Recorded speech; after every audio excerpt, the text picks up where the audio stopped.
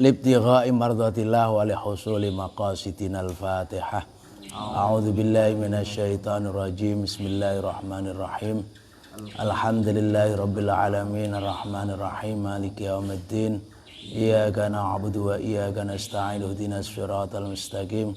Siratal ladzina an'amta 'alaihim ghairil maghdubi 'alaihim waladdallin. Bismillahirrahmanirrahim. Al hadisus salis asyara utawi hadis kang nomor 13.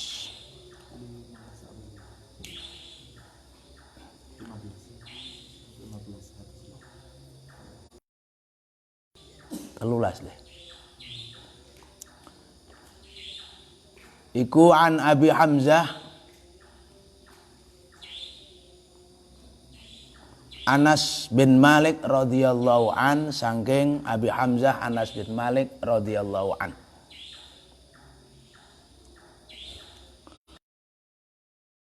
Sallallahu alaihi wasallam, Rasulullah sallallahu alaihi wasallam anin Nabi, saking Kanjeng Nabi Muhammad sallallahu alaihi wasallam, qala dawuh Kanjeng Nabi,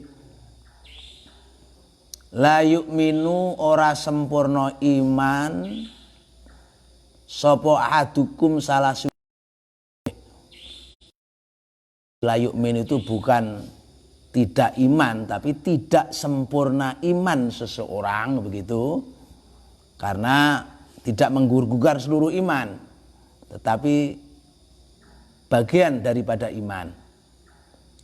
Ora sempurna imane sapa ahadukum salah sijine ro kabeh hatta yuhibba, saengga menghargai. Nah, arti asline nyenengi, ya, saengga iso ngregani sapa ahad. Nah, iso ngregani. Jadi ini patu menghargai, iso ngregani li ahad sedulure ahad ma perkara yuhibbu kaya oleh dhek ngregani. Nah, ini menghargai li nafsihi kanggo awak dhewe ne ahad. Jadi tidak sempurna iman seseorang sehingga orang itu mampu menghargai orang lain, nah, seperti dia menghargai dirinya sendiri. Jadi kata mahabbah di sini kita artikan sebagai penghargaan. Nah, sebelum lebih lanjut tentang hadis humanity ini hadis kemanusiaan namanya, kita tertarik dengan seorang tokoh Anas bin Malik radhiyallahu an yang menyampaikan hadis ini kepada kita. Dia disebut khadim, pelayan. Ini adalah orang yang menjadi contoh bagaimana perlunya seorang murid kepada guru misalnya, santri kepada kiai misalnya, anak muda kepada orang tua misalnya, atau anak kepada orang tuanya. Untuk apa? Minta doa. Jadi kalau kamu ketemu orang, doa.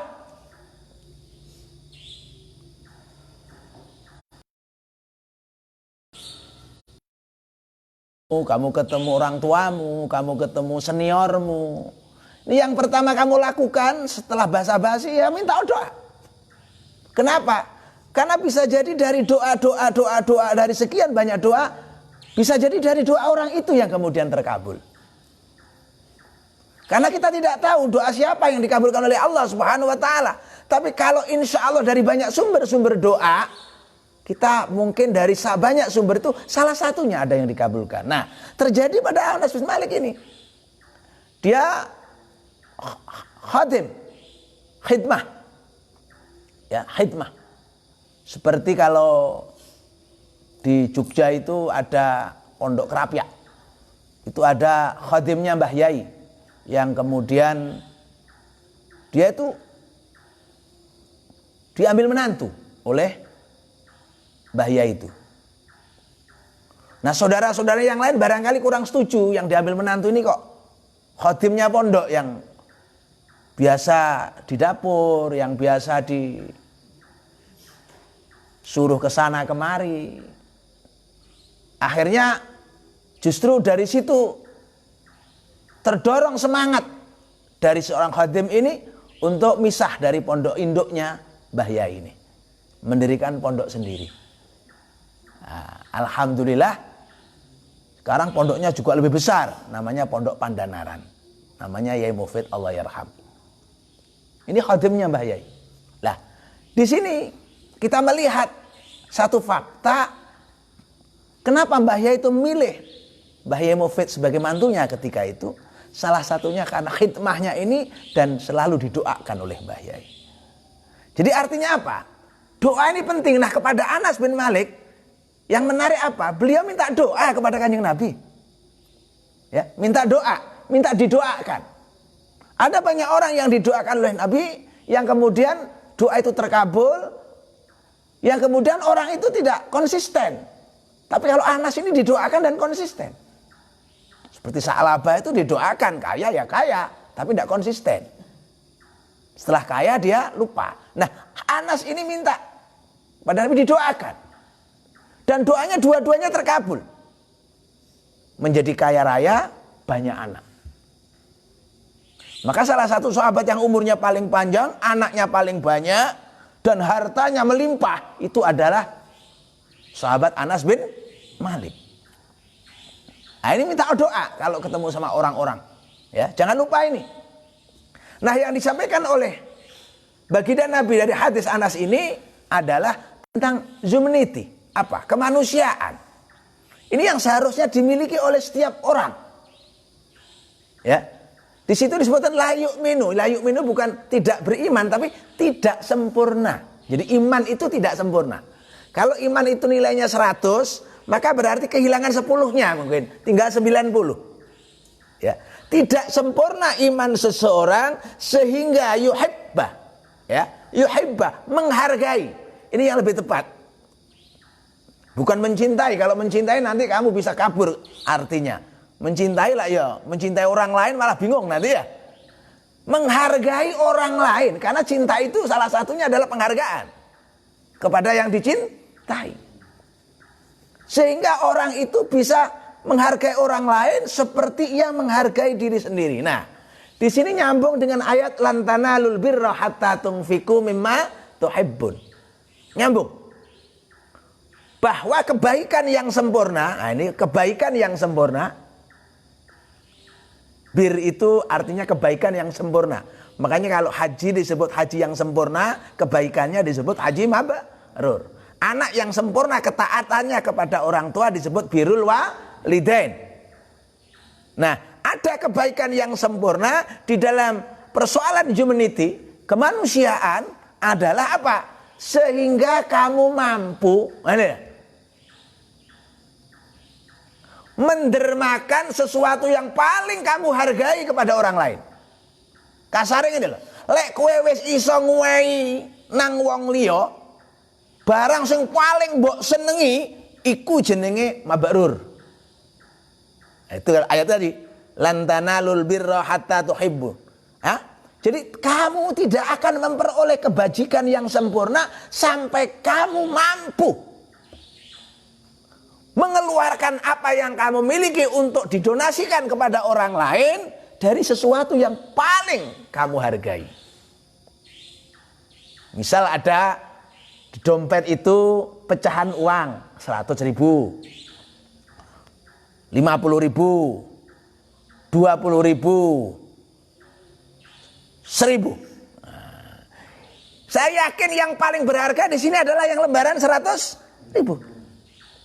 Makanya kita berat kalau pas ada kaleng keliling di Jumatan itu, kita berat mengeluarkan yang 100.000. Tentu akan lebih enteng, ringan kalau yang 1.000. Maka dikatakan sedekah mabrurah. Nah ini ya, pengorbanan yang tiada tara kalau kamu mengeluarkan untuk mana? Yang 100.000. Ini karena berat. Berat. Makanya saya pernah Jumatan di masjid itu jejer sama orang yang pakai kaos oblong. Oblong. Di sampingnya lagi ada orang yang Jumatannya pakai pakaian necis, pakai dasi masih dia. Jami kuning, mengkilat-mengkilat ono. Lama. Kali bergerak ngelewati yang pakai necis, lolos, nggak mampir. Begitu di depan yang pakai kaos oblong ini lama. Saya lirik loh. Yang dikeluarkan itu lembaran 500-an ribu itu 5 lembar. Jadi karena dimasukkan sulit, dimasukkan satu-satu. Dilipat tipis-tipis itu. Saya hitung 5 lembar. Waduh, saya kaget. Ini pakai sanik oblong tapi kok yo sodako akeh gitu ya. Setelah geser di tempat saya ya saya kasih 10.000 ya daripada isin gitu ya. Nah, saya batin dalam hati ini orang pakai kaos oblong 500.000 sodako untuk kaleng. Nah yang necis tadi lolos nggak mampir blas. Saya penasaran setelah sholat saya tanya, Pak, sampean penggaweane apa sampean kok tak delok ngetokne duit kok 500.000 kangge Jumatan. Saya pikir wah hebat sekali orang ini.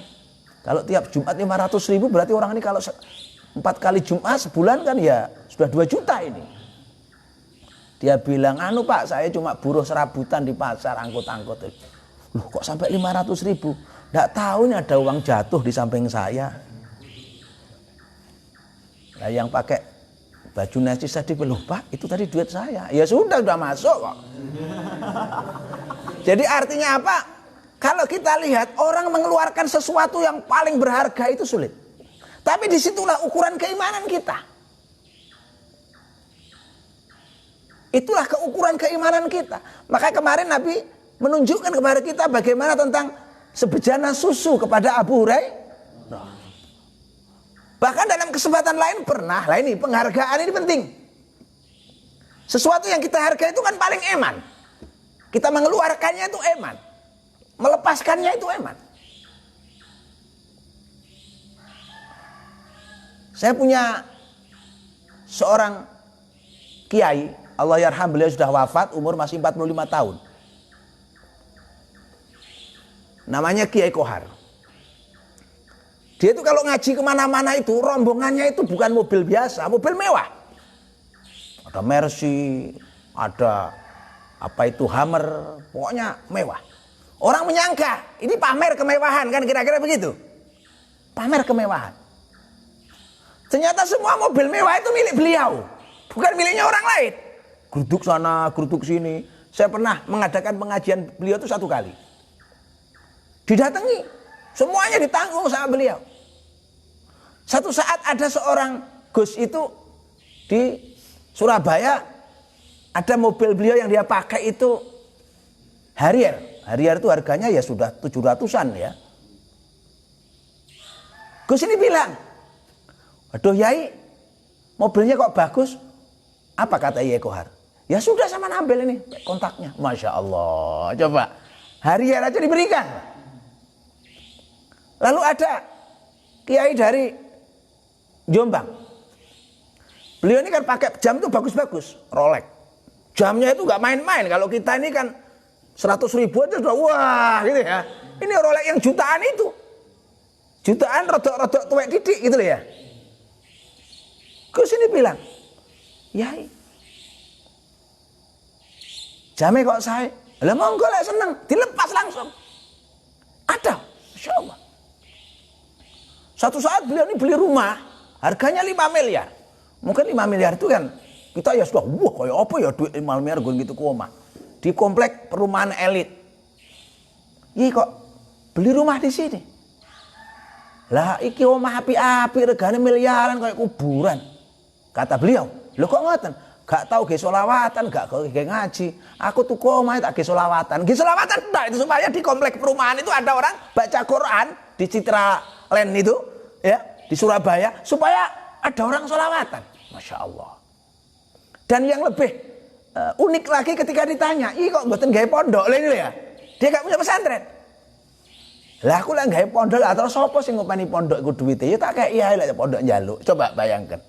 Subhanallah. Ini namanya lan tanalul birra hatta tunfiqu mimma tuhibbun. Allah yarham. Beliau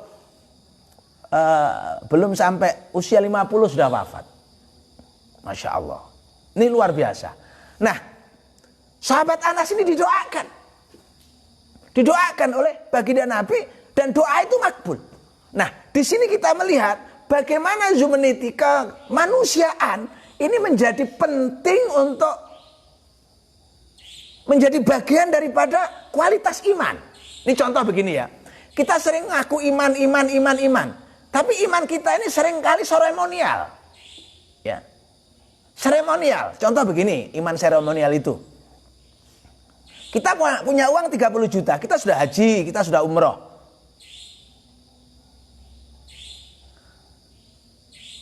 Untung ini nggak lockdown. Kalau nggak lockdown ini orang ramai umroh ini ya. Ramai umroh.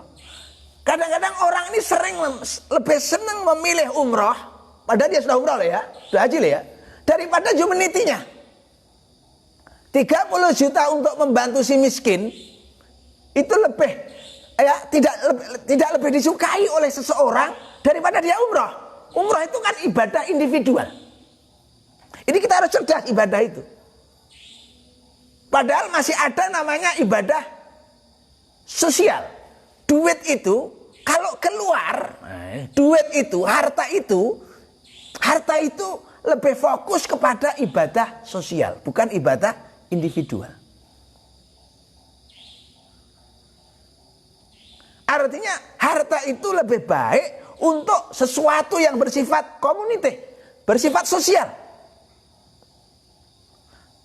Dan ini penting kita terapkan untuk siapapun, bagaimana ketika dia mencari harta yang dia miliki itu untuk kemanusiaan. Makanya di sini disebutkan tidak sempurna iman seseorang sehingga ia menghargai orang lain seperti ia menghargai dirinya sendiri. Orang itu kalau menghargai dirinya sendiri itu kan memberikan yang terbaik untuk dirinya. Baru kalau sisa itu untuk orang lain. Contoh begini. Ada bencana alam. Apa yang tertulis? Bapak Ibu kalau punya pakaian bekas, kan begitu kira-kira. Bukan Bapak Ibu kalau punya pakaian baru. Tidak. Mestinya untuk mengukur ini bagaimana? Monggo, sedekah. Yang terbaru adalah yang terbaik. Yang belum dipakai itu yang terbaik. Misalnya begitu. Subhanallah. Di saat sekarang ini, oleh efek corona, kita melihat banyak orang yang saya yakin kesulitan hidup.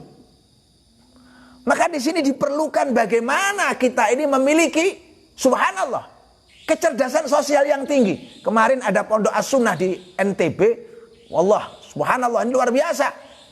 Memberikan sedekah per orang itu setengah kintal beras plus dengan sembako 1000 paket. Nggak kabar-kabar, nggak usah pakai rekening, nggak usah pakai kartu-kartu ya. Masya Allah, ini luar biasa. Makanya dalam posisi seperti ini yang diperlukan hari ini adalah humanity, ada kemanusiaan. Apalagi di saat-saat seperti ini, kemanusiaan itu penting sekali. Karena apa?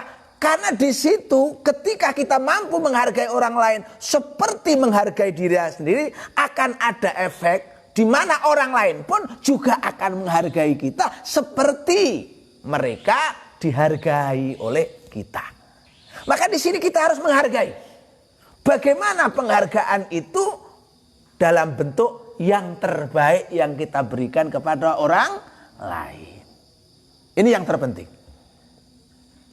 Maka hadis ini sebenarnya mengajarkan kepada kita bagaimana akhlak-akhlak yang harus ditumbuhkan kepada setiap orang-orang beriman untuk bagaimana memiliki kecerdasan sosial. Kita tahu misalnya begini, wudu itu tidak wajib. Ini usul fikih. Yang wajib itu sholat. Tetapi karena sholat itu tidak sempurna tanpa wudu, maka wudu menjadi ikut wajib. Jadi wudu itu wajibnya karena untuk menyempurnakan yang wajib. La yatibul wajib illa bil wajib. Menyempurnakan. Hingga tidak sah sholat kalau tidak punya wudu. Jadi ikut pada sholatnya. Sama dengan istilah begini. Mencari duit itu tidak wajib. Ya, cari duit tidak ada. Kan tidak ada itu. Tolabul fulus faridhatun. Kan tidak ada. Ala kulli muslimin. Tidak ada itu. Tetapi karena zakat itu rukun Islam, tetapi karena haji itu juga rukun Islam, harus menggunakan duit, ya, duit. Maka hukum mencari duit itu bisa menjadi wajib. Apa ada orang mengeluarkan zakat dengan niat nawaitu an ukhrijaz zakat bil ababi? Nah, niat ingsun ngetokne zakat kelawan ababe, kan begitu? Pakai duit. Orang haji pakai duit. Ini contoh. Maka di sini karena haji pakai duit, zakat pakai duit, maka mencari duit bisa menjadi hukumnya wajib. Dalam tanda petik. Artinya apa? Rangkaian orang keluar rumah untuk ikhtiar mencari duit itu bisa menjadi nilai ibadah. Dikarenakan apa? Karena uang yang akan didapat dari dia ikhtiar kerja tadi dipakainya untuk menyempurnakan rukun Islam. Apa? Haji dan zakat itu. Nah, ketika orang punya duit, ternyata di sini ada pos yang bersifat humanity di dalam rangkaian rukun Islam, ya. Puasa itu individual sekali, sholat individual, artinya dirinya sendiri. Tapi kalau begitu menyangkut zakat, di situ sudah orang lain. Orang lain. Orang lain siapa? Kaum mustahik yang mereka berhak atas penerimaan itu. Artinya di dalam rukun Islam itu terdapat unsur kemanusiaan yang tidak boleh dipisahkan, yang itu berasal dari kemampuan kita melakukan ikhtiar mencari duit sebanyak-banyaknya, begitu. Lalu dikeluarkan untuk apa? Dikeluarkan, didistribusikan untuk mereka yang punya hak. Nah, di sini ketemu sudah. Di sini ketemu.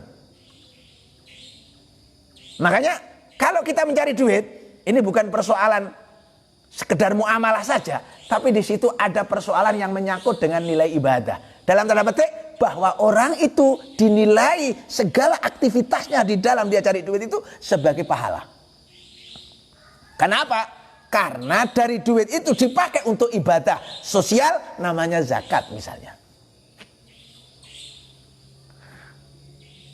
Dan di dalam Al-Quran antara ibadah individual dan komunal, ya.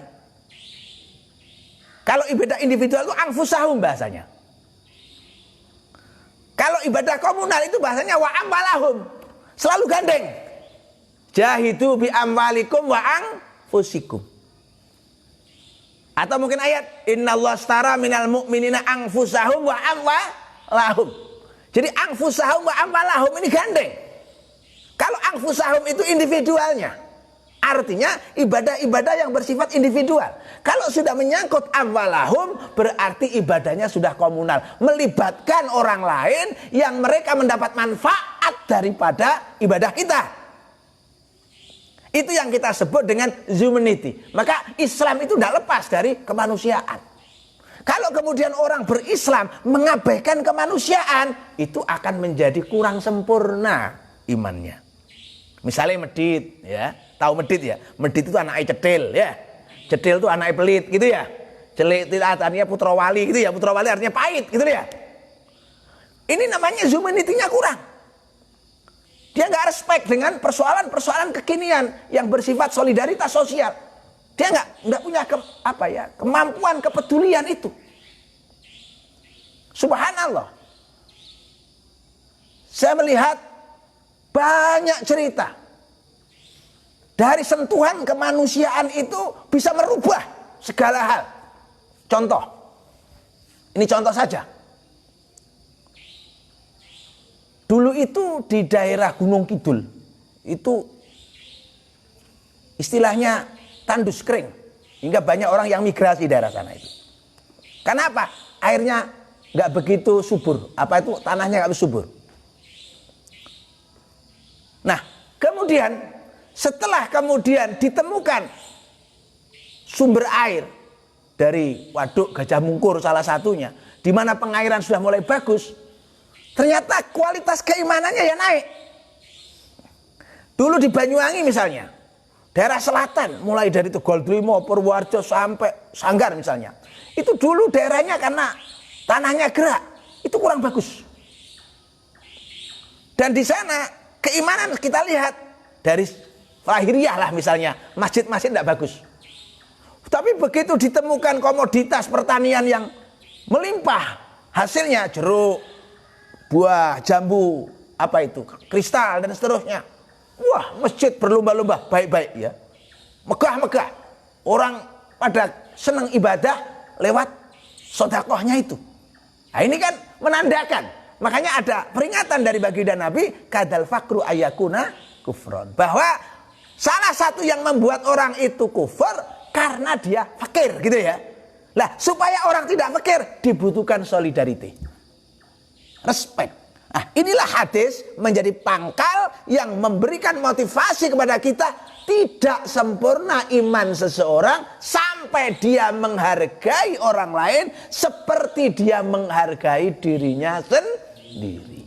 Nah, itu hadis yang ke-13. Sekarang hadis yang ke-14. Al-hadisur rabi'u asyara utawi hadis kang kaping ke-14.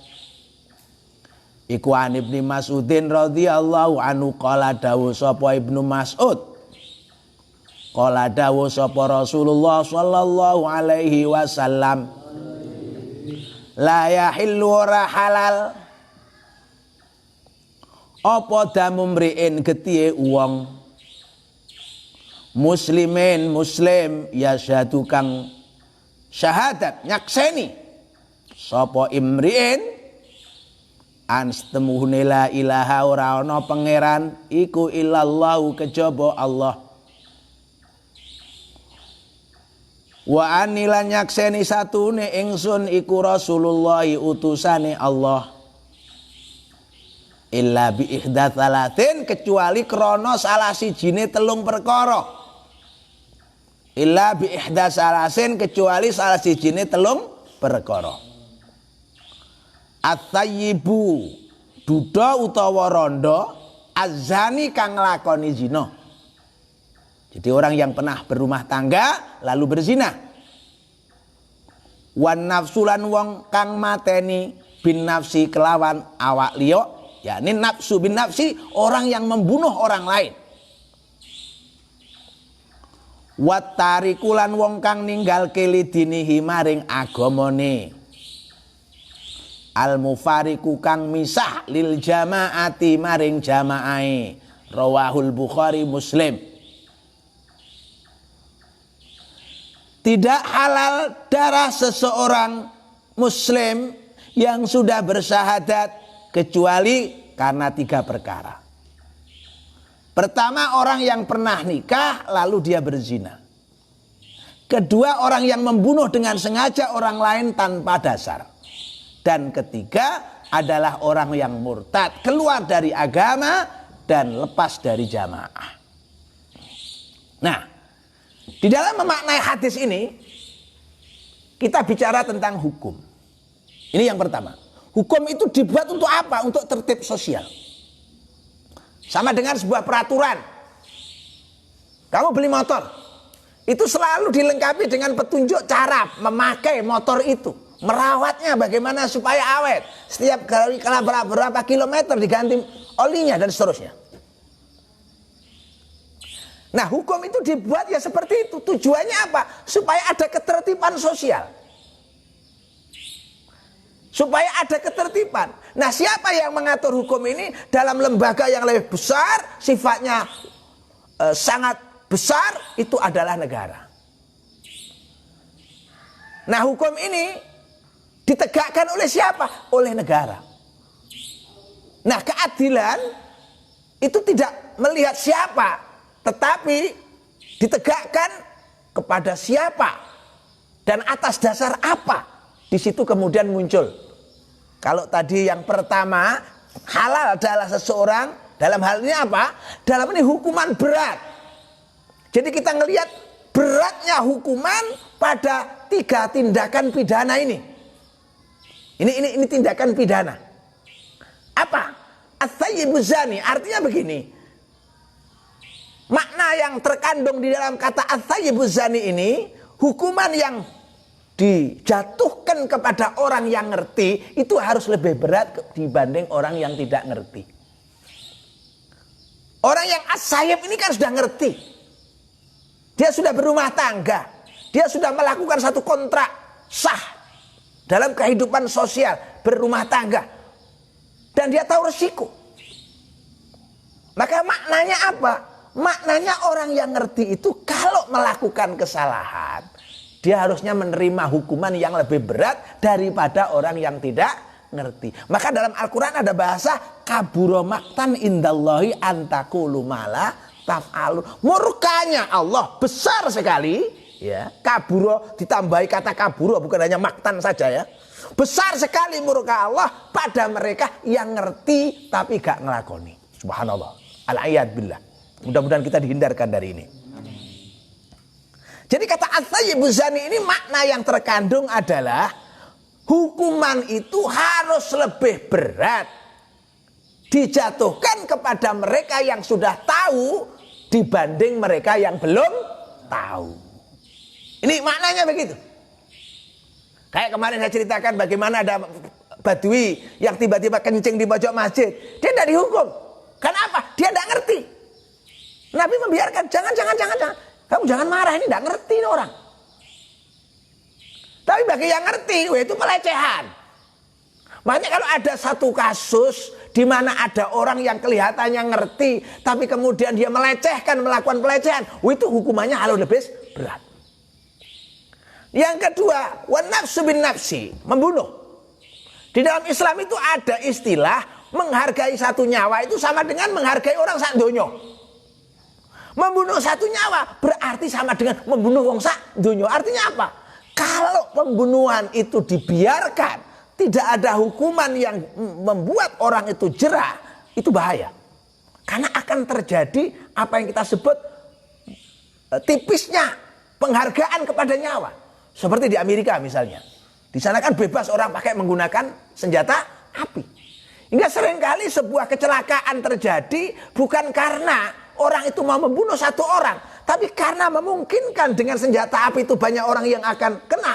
Waduh, kita seringkali melihat fakta-fakta, cerita-cerita. Di sana seringkali orang melakukan penembakan. Lah kalau pisau paling satu orang, tapi kalau bedil otomatis lagi.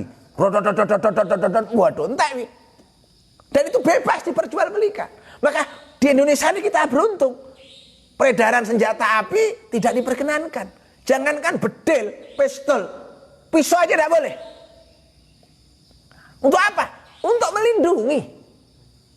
Ini yang terpenting.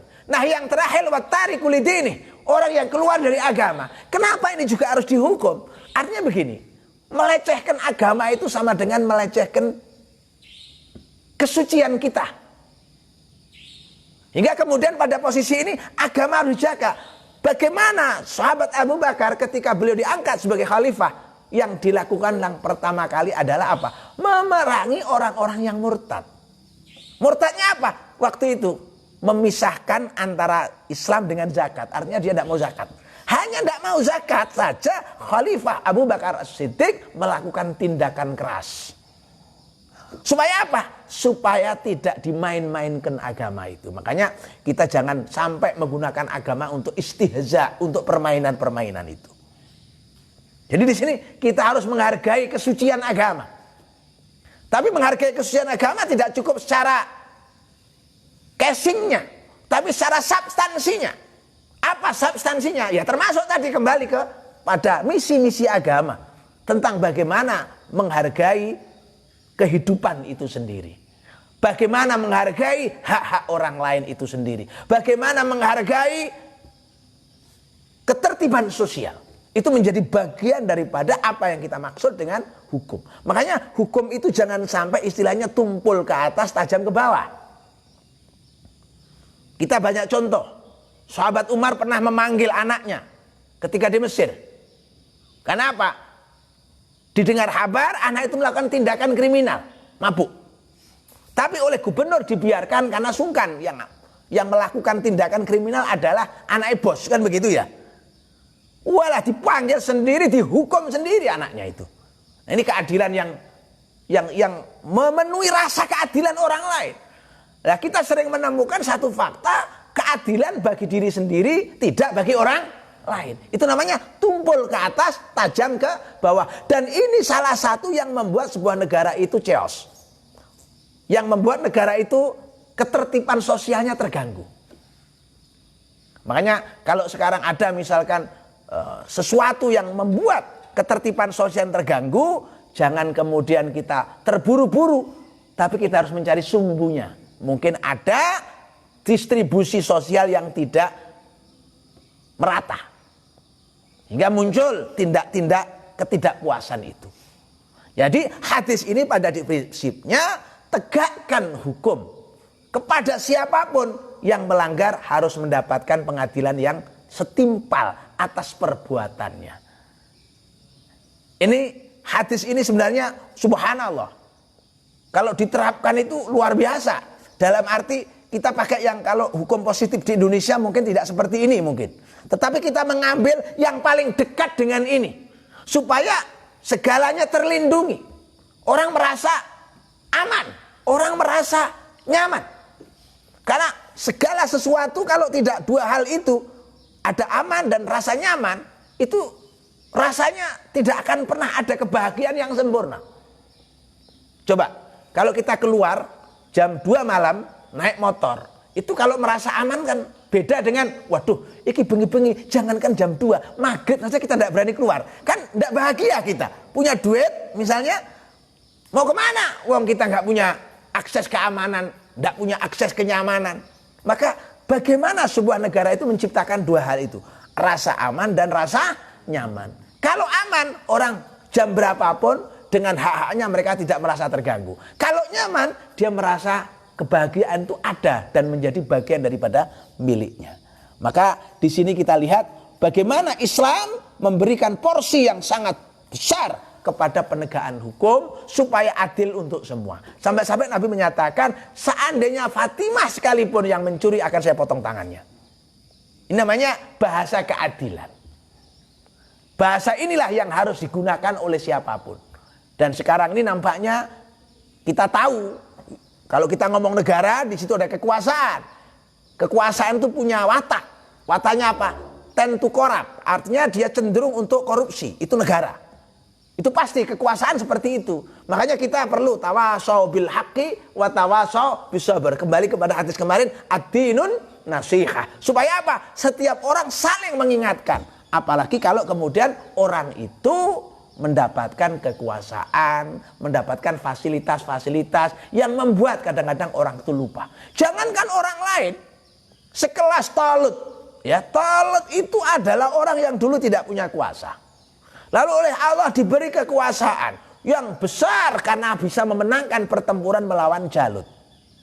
Lalu diangkatlah menantu yang bukan orang lain, yang kita tahu dia orang hebat karena juga Rasulullah, namanya Daud. Daud ini semula jenderalnya Talut, diambil menantu.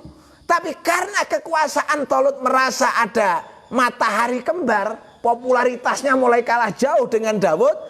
Nah ini mertua ini malah mau membunuh menantunya. Lo coba bayangkan, namanya kan tentu korup. Untungnya tidak terjadi karena digagalkan. Artinya apa? Bahwa Talut yang semula bersih bisa terganggu niat baiknya itu oleh karena kekuasaan. Maka hati-hati ketika ada kekuasaan di tangan, kita selalu minta nasihat kepada siapapun. Mudah-mudahan dua hadis yang disampaikan ini bermanfaat. Assalamualaikum warahmatullahi wabarakatuh.